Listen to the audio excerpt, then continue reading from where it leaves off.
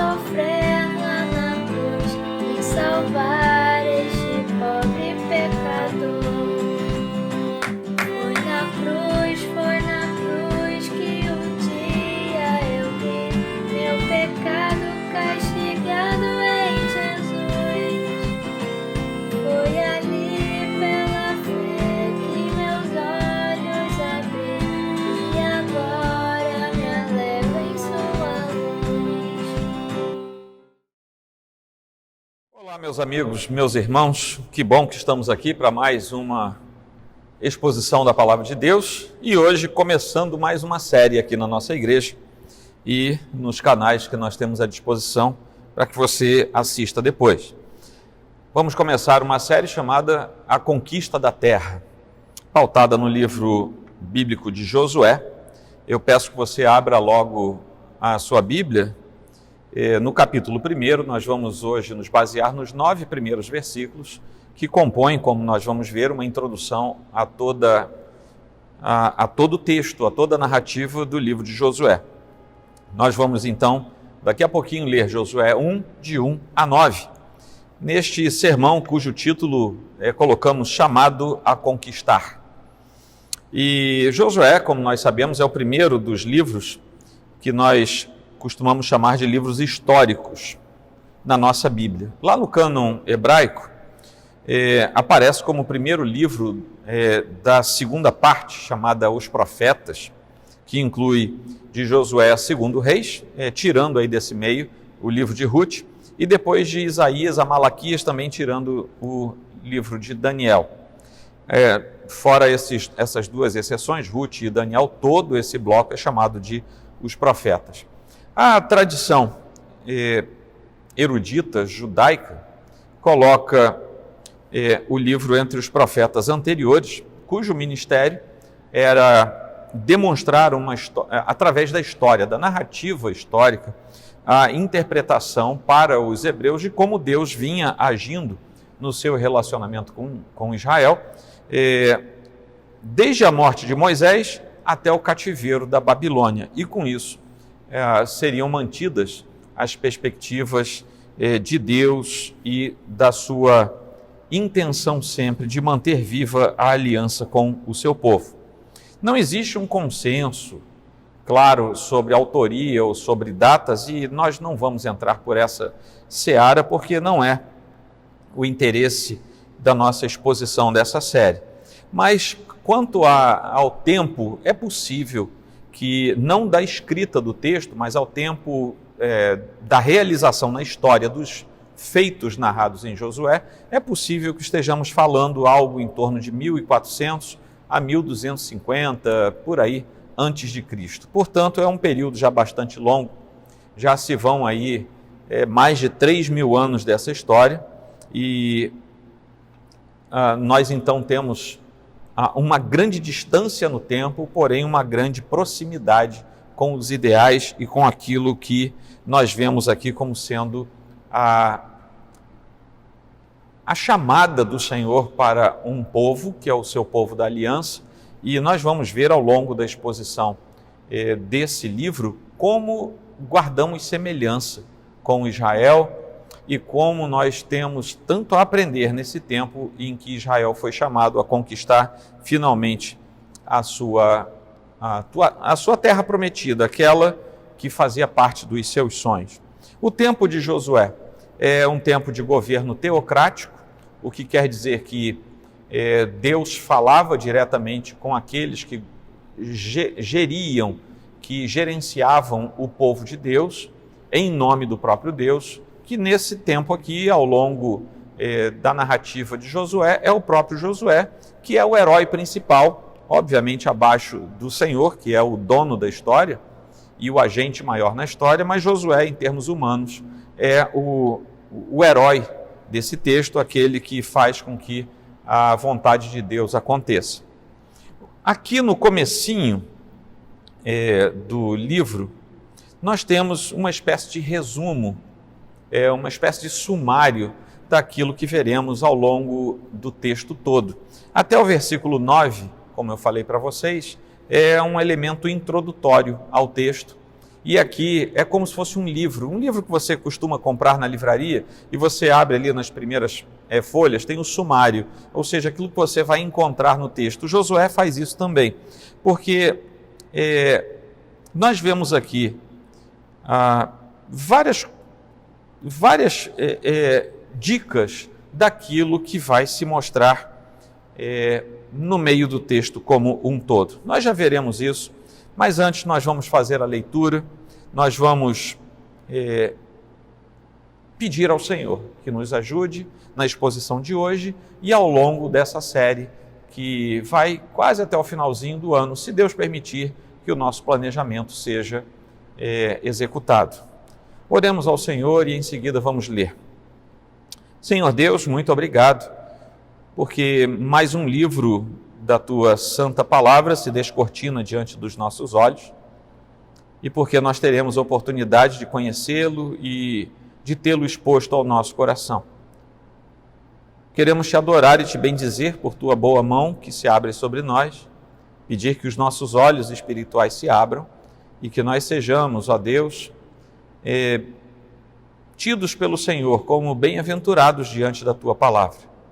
Queremos assim Te louvar, Te bendizer e nos entregar ao estudo e ao aprofundamento nesse texto tão rico da Tua Palavra, em nome de Cristo Jesus. Amém. Bom, o texto de Josué como um todo, ele pode ser dividido em algumas fatias bem claras, e eu fiz uma divisão em 4 do texto.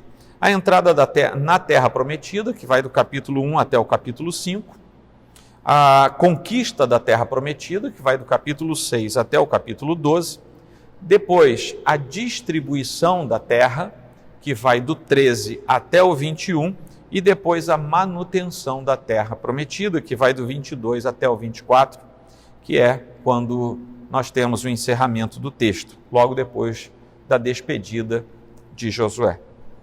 O primeiro capítulo do livro de Josué, em especial os primeiros 9 versículos, são uma espécie de introdução ao livro, como eu vinha falando para vocês, e estabelece uma espécie de preparo para que nós saibamos o que vamos ler.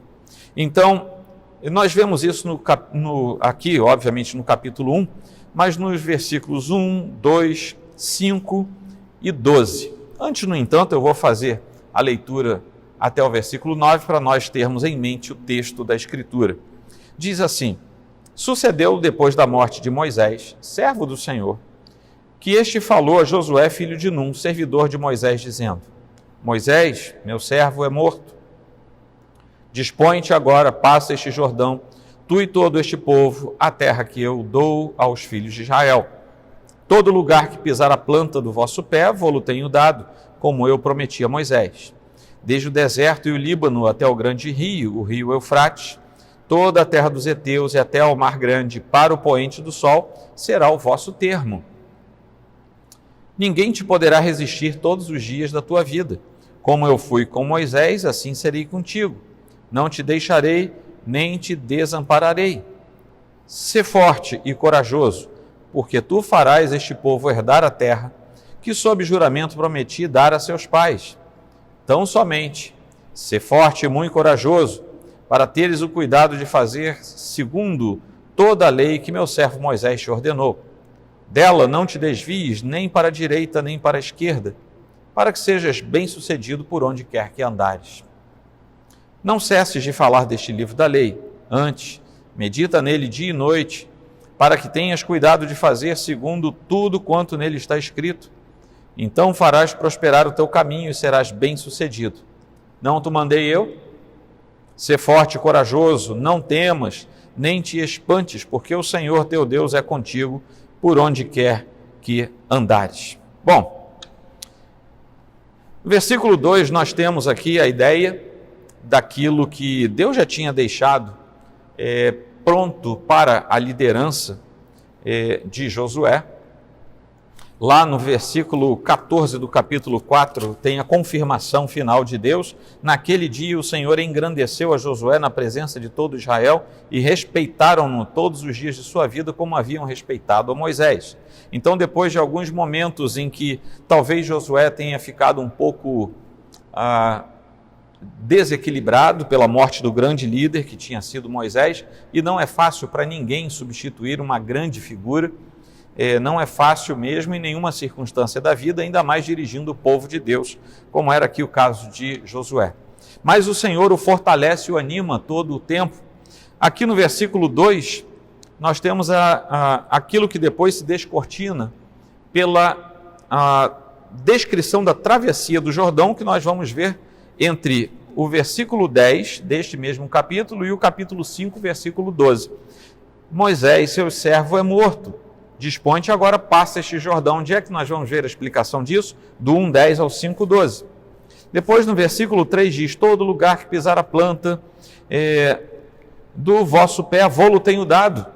É a ideia da conquista que nós vamos aprender depois, lendo e estudando e aprendendo do Senhor entre o 5:13 e o 12:24.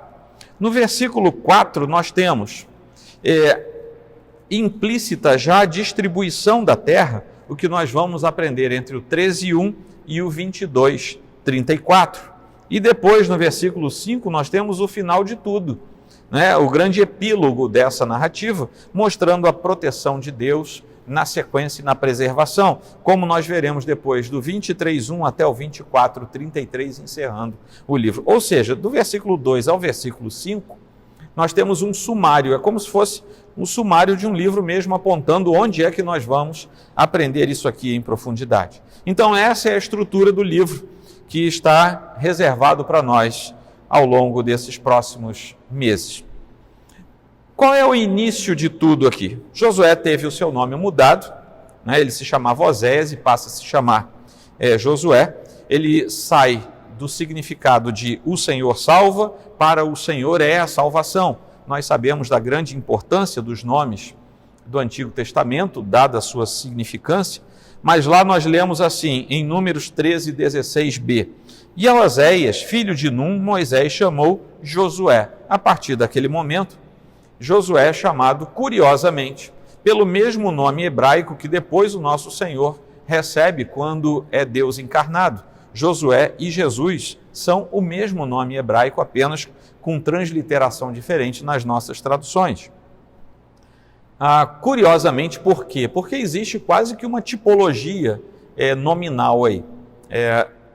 Ou seja, aquele que agora se chama Josué vai guiar o povo até que o povo entre na terra prometida. Assim como o nosso Jesus, o nosso Salvador, também guia a sua igreja, conduz a sua igreja até que ela entre na terra prometida lá na eternidade. Então existe aí um emparelhamento, vamos dizer assim, semântico, até por causa do nome de Josué e depois de Jesus. Não estou querendo dizer com isso que a gente tem que se fixar nisso, mas é um dado curioso e bastante interessante para a gente.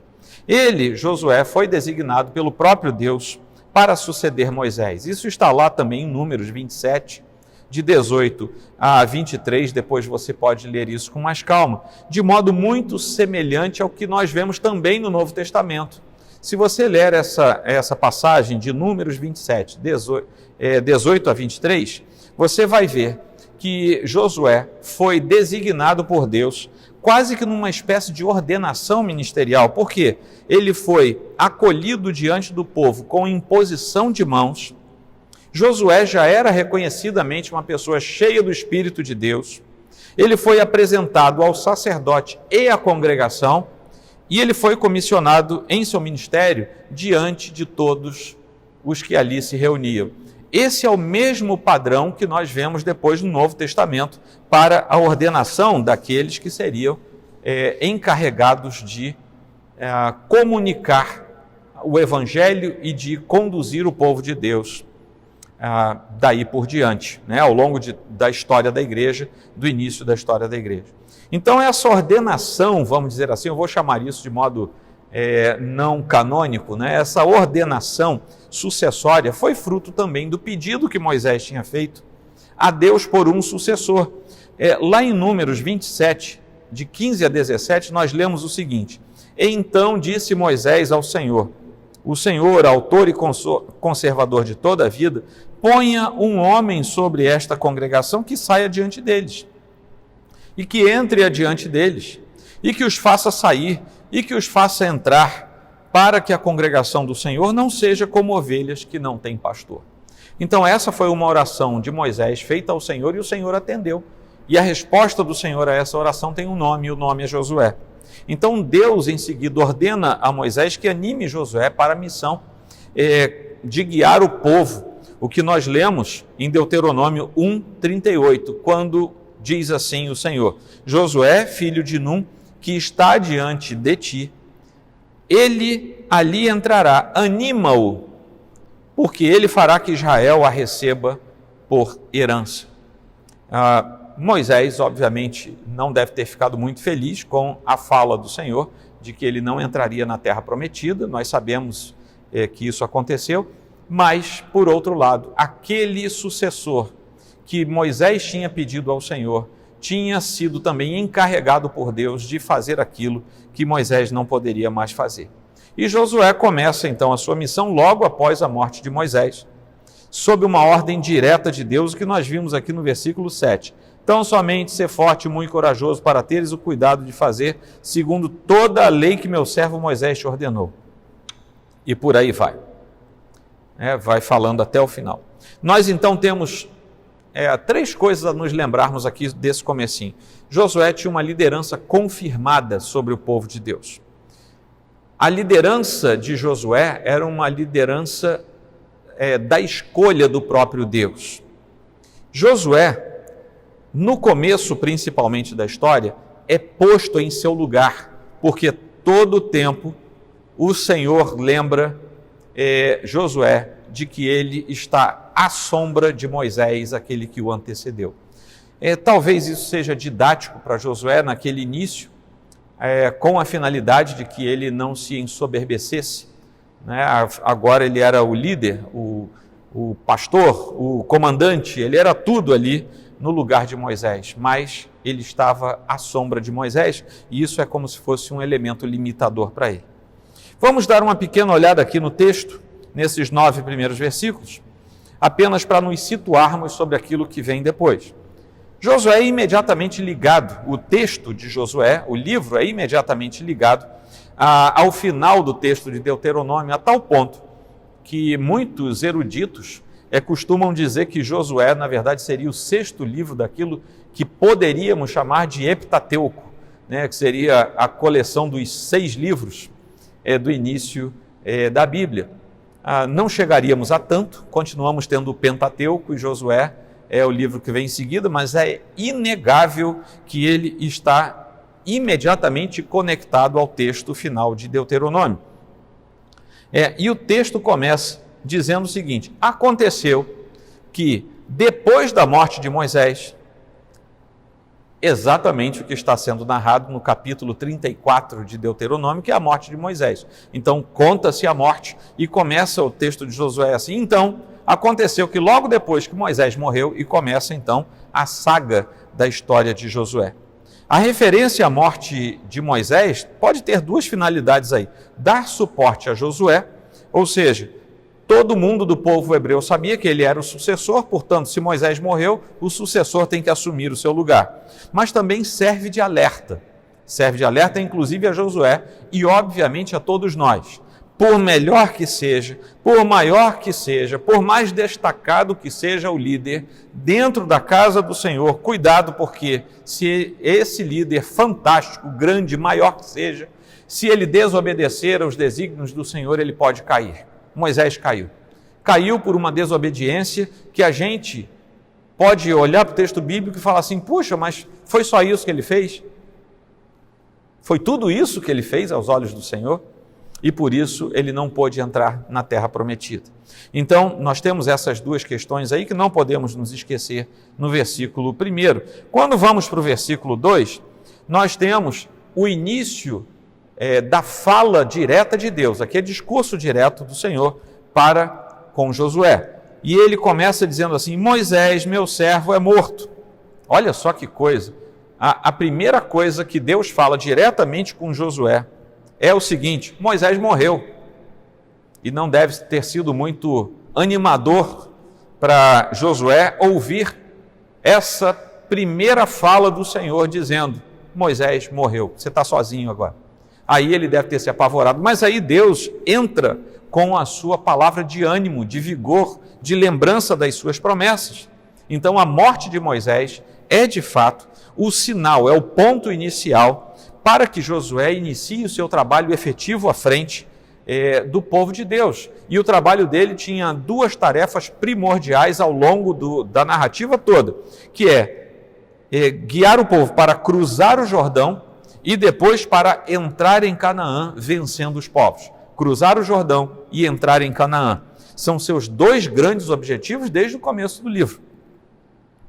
Então, os elementos dificultadores estavam à frente, mas nós lemos aqui ainda nessa primeira fala do Senhor a Josué, que Deus está dizendo para ele: dispõe-te agora, passa este Jordão, ou seja, prepara-te, né? Prepara-te e entra, porque cruzar o Jordão significa botar o pé do outro lado, entrar na terra. E Deus começa a lembrar das promessas que tinham sido feitas. Por quê? Porque ele diz aqui: a terra que eu dou aos filhos de Israel. E por que Deus fala isso para Josué? Porque Deus tinha falado isso para todos os patriarcas, especialmente para Abraão. Deus tinha dito: eu dou uma terra a vocês, existe uma herança para vocês, e agora Josué está diante dessa terra, e Deus diz: atravessa o Jordão, entra nela, porque essa terra é de vocês, eu dei a vocês, é herança do Senhor para vocês. Então essa lembrança vem à tona para animar Josué e o seu povo, porque aos patriarcas Deus já tinha feito essa promessa. Depois você pode ir para uma promessa específica: dar a terra. E esse verbo dar é isso mesmo, é dar. Vocês não vão ter que comprar, vocês não vão ter que fazer nada. Cheguem lá e tomem, porque ela é de vocês. Essa era a promessa de Deus. Está em Gênesis 12, Gênesis 13, Gênesis 15, Gênesis 26, você vai ver a repetição dessa mesma promessa. Lá no versículo 3 nós vemos a promessa que foi feita a Moisés, mas é Josué quem vai cumprir isso diante do povo. É Josué quem vai conduzir o povo. E aqui nós temos algo muito interessante, que é o fato de que as promessas de Deus têm um valor extemporâneo, tem um valor que não fica restrito, nem fica na dependência, nem do tempo, nem do como, nem do através de quem Deus faz aquilo ser cumprido. O fato é que as promessas serão cumpridas, não importa como, mas se Deus prometeu, aquilo vai ser cumprido. E essa é a dica de Deus aqui para Josué. Deus não falha. E como Josué mesmo já tinha constatado por diversas vezes, acompanhando e sendo o braço direito de Moisés, Deus não falha. Lá no capítulo 23, no finalzinho do livro, é interessante, no 23,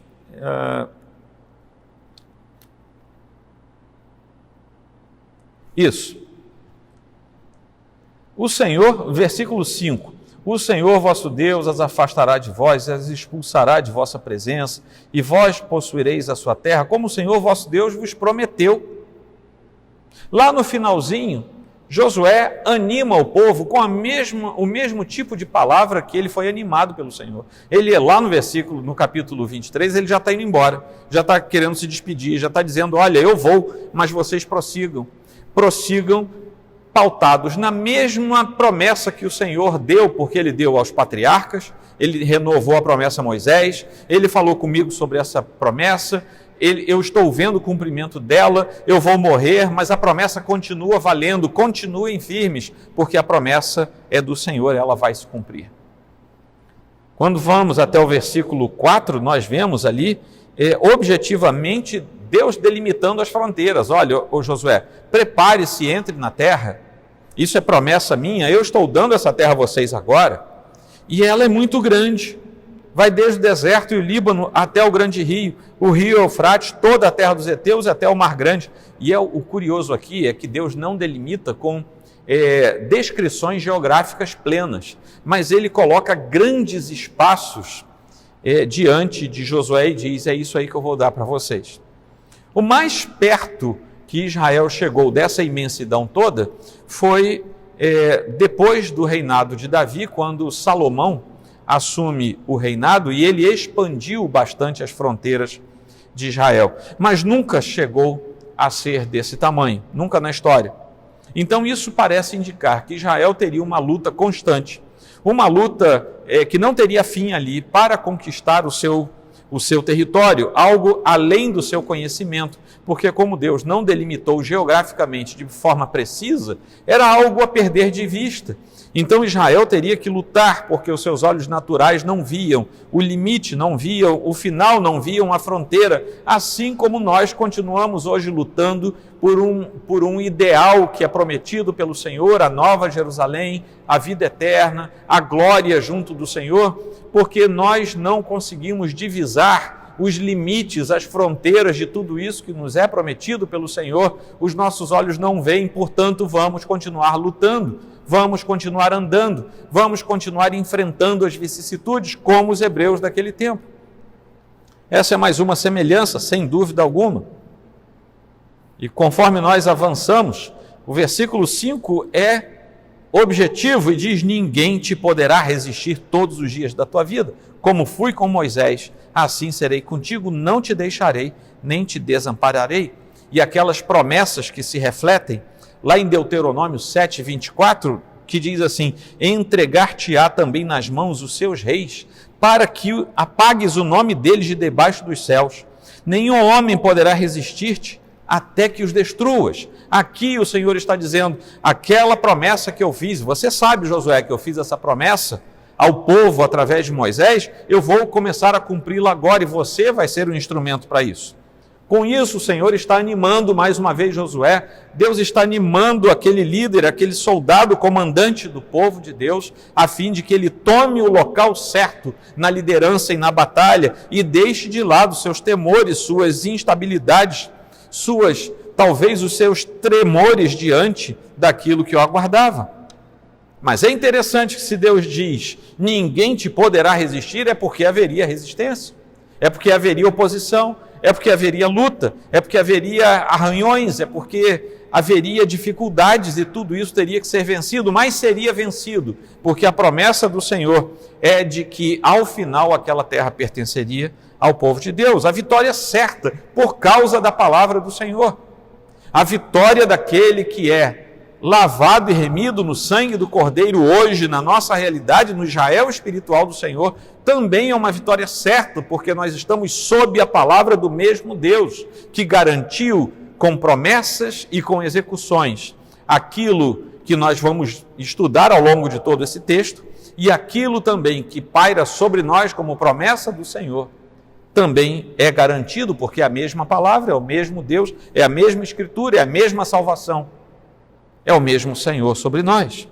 Com isso, Deus está falando duas coisas: a lembrança de como ele deu suporte à liderança de Moisés, e esse é o padrão pelo qual ele dará suporte também a Josué.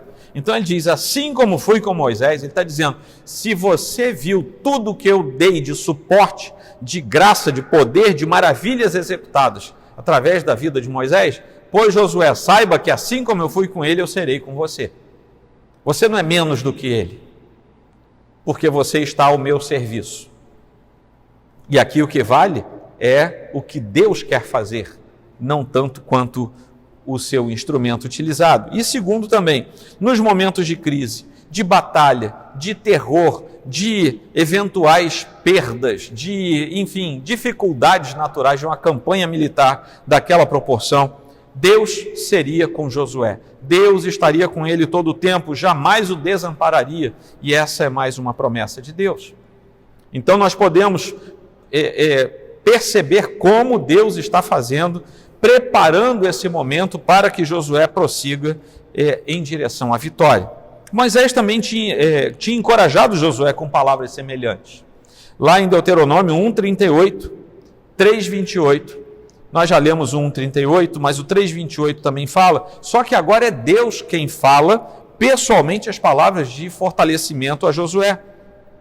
E a ideia central aqui, como foi lá atrás e como era em relação aos patriarcas, é que Israel tem direito divino à terra, um direito divino dado pelo próprio Deus à terra, perante os seus habitantes. Os habitantes vão ter que sair.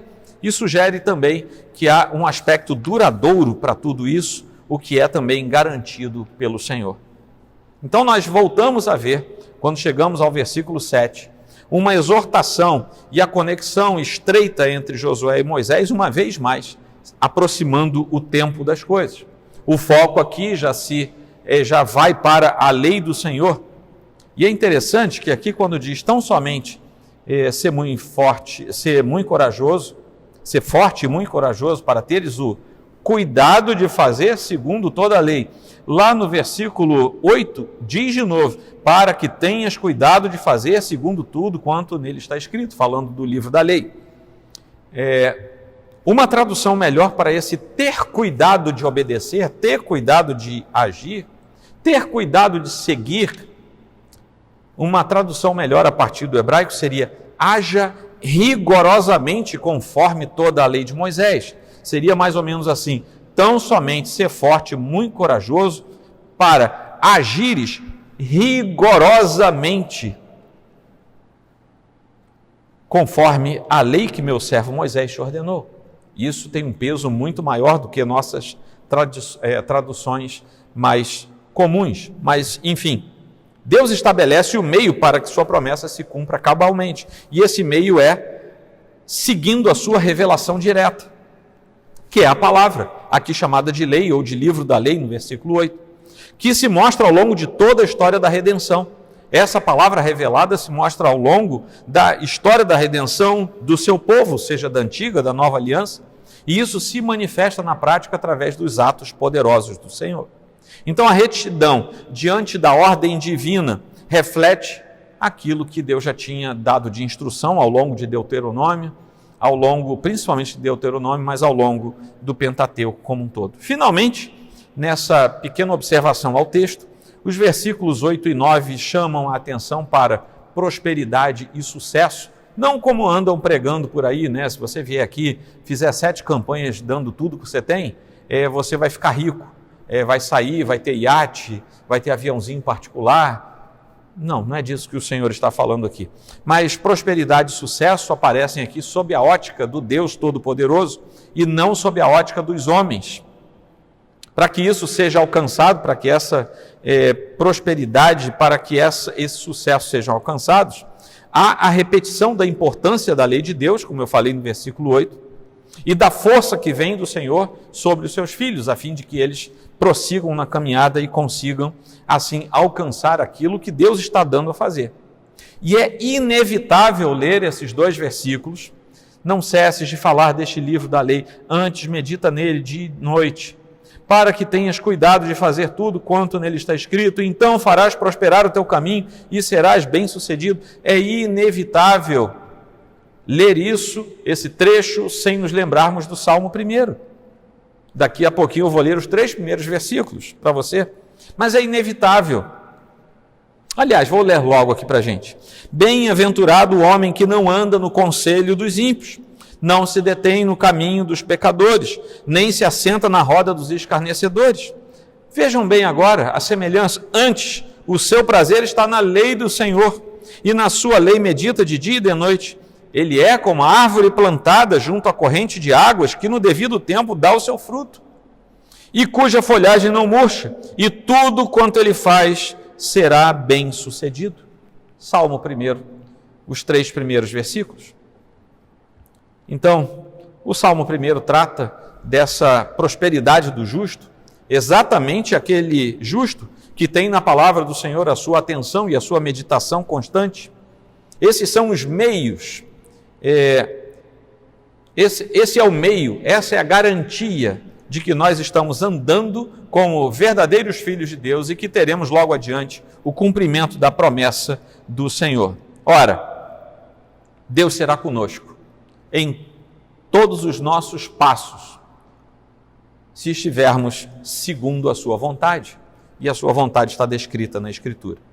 Finalmente, meus irmãos, gostaria de falar com vocês, chamando a atenção para algumas coisas muito importantes nesse texto, e aqui já vamos para a conclusão. Há promessas, há responsabilidade e há coragem manifestados aqui. A referência da promessa que é feita a Moisés é uma referência fantástica. Deus somente tinha falado sobre a terra prometida com os patriarcas. Lá em Gênesis 15, por exemplo, naquele mesmo dia, 15:18, naquele mesmo dia fez o Senhor aliança com Abraão, dizendo: à tua descendência dei esta terra, desde o rio do Egito até o grande rio Eufrates. Coisa que aqui o Senhor repete, e ele só tinha falado isso aos patriarcas. Aí ele fala disso a Moisés, e agora ele fala disso a Josué, não apenas renovando e confirmando, mas dizendo agora a Josué: chegou a hora. Eles não viram, mas eles creram. E agora você vai ver porque você creu. E você vai entrar nessa terra, você vai comandar essa terra. Esse povo não é como ovelhas que não têm pastor. E foi exatamente a oração que Moisés fez ao Senhor, pedindo o seu auxiliar Josué, que lhe foi dado pelo Senhor. Então, Abraão entrou, Abraão pisou na terra, ele foi a Canaã, mas não era a hora de conquistar aquela terra. Abraão entrou, ficou, acampou, rodou e saiu. As promessas de Deus não falham, mas não era o tempo de Abraão tomar aquilo. Elas se cumprem no tempo determinado pelo Senhor, porque nós podemos ler assim: porque para Deus não haverá impossíveis em suas promessas, em todas as suas promessas. Isso está em Lucas 1:37. E também nós lemos em 2 Coríntios 1:20 o seguinte: porque quantas são as promessas de Deus, tantas tem nele o sim, porquanto também por ele é o amém para a glória de Deus por nosso intermédio. Ora, as promessas de Deus não falharão jamais. Mas nós também temos não apenas a promessa dentro do contexto desse texto, nós temos também responsabilidade e coragem exigida. Promessa deixa com Deus que ele cumpre, mas ele nos exige duas coisas: responsabilidade e coragem. E ele exige isso do seu povo, como nós veremos ao longo de todo o livro de Josué. Deus fala 3 vezes para Josué sobre a sua força, a sua coragem. Primeiro, no versículo 6, ser forte e corajoso. Aqui é uma questão que vai para o pessoal, vai para o coletivo, mas exige uma atitude de Josué: ser forte e ser corajoso. A promessa da vitória, portanto, reafirma a escolha divina que recaiu sobre Josué e a sua liderança. Talvez ninguém mais tivesse a força e a coragem necessária para isso, mas o Senhor escolhe certo aqueles que haverão de servi-lo. E a consolidação da promessa pessoal, como nós vemos lá em Deuteronômio 3, 21 e 22. Também nesse tempo dei ordem a Josué dizendo, vejam bem, os teus olhos veem tudo que o Senhor vosso Deus tem feito a estes 2 reis. Assim fará o Senhor a todos os reinos aqui tu passarás. Não os temais, porque o Senhor vosso Deus é o que peleja por vós. Aqui está o porquê ele tinha que ser forte e corajoso. Não temas, não os temais, porque o Senhor já garantiu a tua vitória a partir da sua promessa. Mas lá no versículo 7 o Senhor repete, acrescentando um pouco: tão somente ser forte e muito corajoso.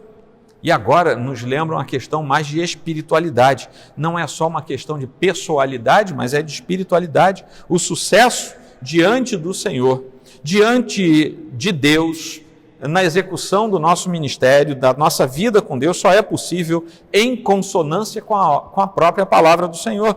O contrário disso conduz à derrota. E aqui entra a lembrança, mais uma vez, do Salmo 1. Nós temos que nos render à palavra do Senhor, estar concordes com ela e nela meditar dia e noite, a fim de que o sucesso do Senhor, a bem-aventurança do Senhor, venha sobre nós. E a terceira vez está no versículo 9. Não te mandei eu, ser forte e corajoso, não temas, nem te espantes. E agora há uma ideia de paz e de sossego, dando a Josué a confirmação, porque o Senhor teu Deus é contigo por onde quer que andares. Não pode haver dúvida na mente de Josué. Essa é a ideia aqui final. Josué, se você tem alguma dúvida, acaba com ela agora, porque eu sou contigo, onde quer que tu andares, porque tu não estás indo lá fazer a tua vontade, mas a minha. Foi eu quem mandei. Ele foi escolhido para a missão. e ele não pode voltar atrás. Agora ele não tem mais como voltar. Botou a mão no arado, não olhe para trás, não tire a mão do arado, continue para frente. O arado só anda para frente. Eu gostaria de aplicar algumas aplicações que me vieram ao coração e que eu gostaria de compartilhar com você. Esse foi apenas um texto introdutório, veremos muita coisa maravilhosa nesse livro. Mas eu gostaria de instar você a algumas questões que nós todos precisamos. Primeiro, mantenha a firmeza de sua fé. Lembre-se que Moisés não viu em loco. Ele viu de longe, ele subiu no monte e viu de longe. Mas ele não viu em loco, ele não pegou na terra, ele não sentiu o cheiro da terra. Ele não entrou na terra prometida.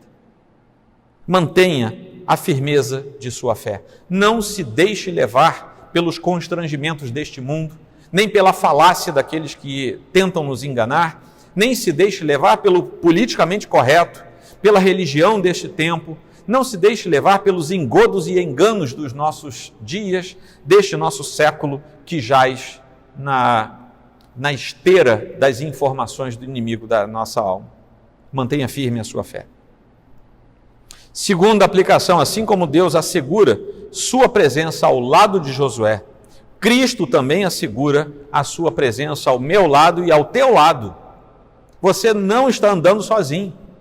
Você está andando com o mesmo Deus que disse: eu estou contigo por onde quer que andares. O Senhor continua com você, a tal forma que quando o Senhor comissiona a igreja, lá no finalzinho do seu ministério encarnado, em Mateus 28, ele termina o trecho da grande comissão dizendo: e eis que estou convosco todos os dias até a consumação do século, ou seja, até este tempo terminar, até a gente ir para a glória, eu estarei convosco. É palavra do Senhor. O mesmo Deus que promete isso foi aquele que prometeu a terra a Abraão, a Moisés e a Josué. É o mesmo Deus, é a mesma palavra, o mesmo Senhor que não falha, não falhou, não falha e jamais falhará. Essa é a base do nosso envio ao mundo. É o compromisso de Deus em que Ele vai cumprir a sua palavra e vai nos dar tudo o que é necessário para sermos bem-aventurados, sermos prósperos, segundo o olhar do Senhor para aquilo que Ele nos chamou. Terceira aplicação, descanse em Deus, descanse nas promessas de Deus. As promessas de Deus jamais falham.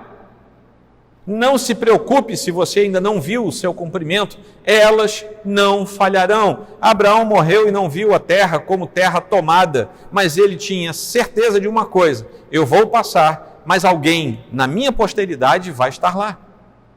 E isso ele tinha como confiança plena.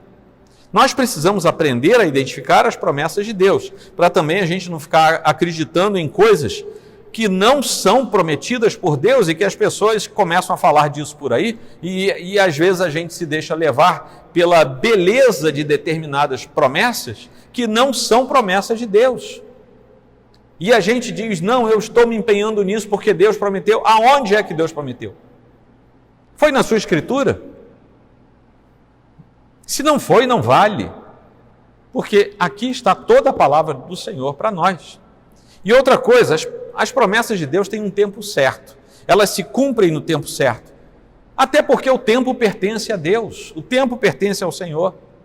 E nós, que estamos sob o comando, o governo, o domínio do Senhor, temos que entender que Deus tem um tempo certo para cada coisa debaixo do sol, inclusive o cumprimento das suas promessas.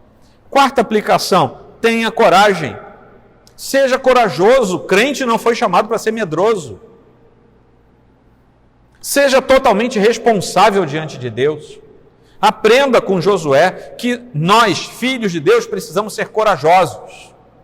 Diante do mundo, diante do pecado, diante das circunstâncias, nós temos que ter duas palavras em nossa mente: coragem e responsabilidade diante de Deus. Isso é a nossa parte, nós temos que fazer isso, é ordem.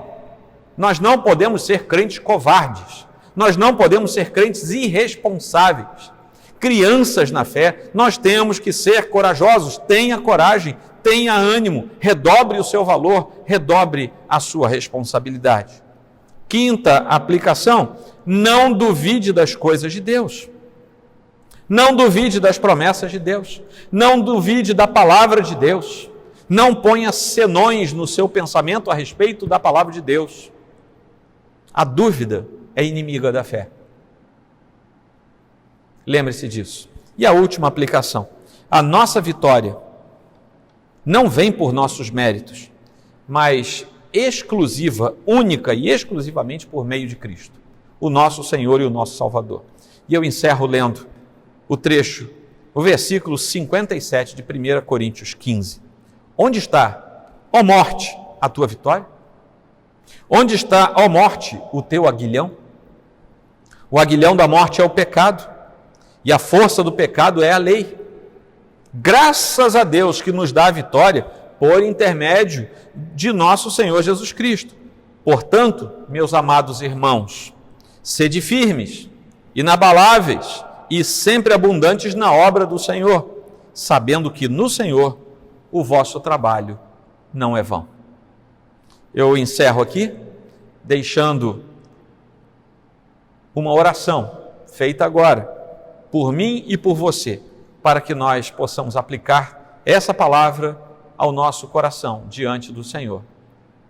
Ore ao Senhor e peça que Ele faça de você alguém que perceba as promessas do Senhor, que tenha convicção da vitória do Senhor, alguém que seja corajoso e alguém que seja responsável na obra do Senhor. E se você pôs a mão no arado, não pare mais, não olhe para trás, continue em frente, porque o Senhor chamou você para isso.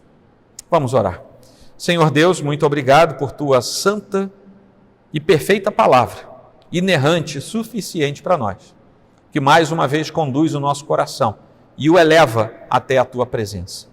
Fala-nos, ó Deus, e cumpre em nós os méritos de Cristo, a fim de que nós sejamos satisfeitos no Senhor e possamos satisfazer o Teu desejo que recai sobre nós, de que sejamos filhos verdadeiros, corretos diante do Senhor. E ajuda-nos, ó Deus, a internalizar em nosso coração a verdade que sai da Tua palavra, que brota e que vem para o nosso coração. Em nome de Jesus Cristo. Amém. Que o Senhor abençoe você ricamente e o encha da sua paz e da sua graça.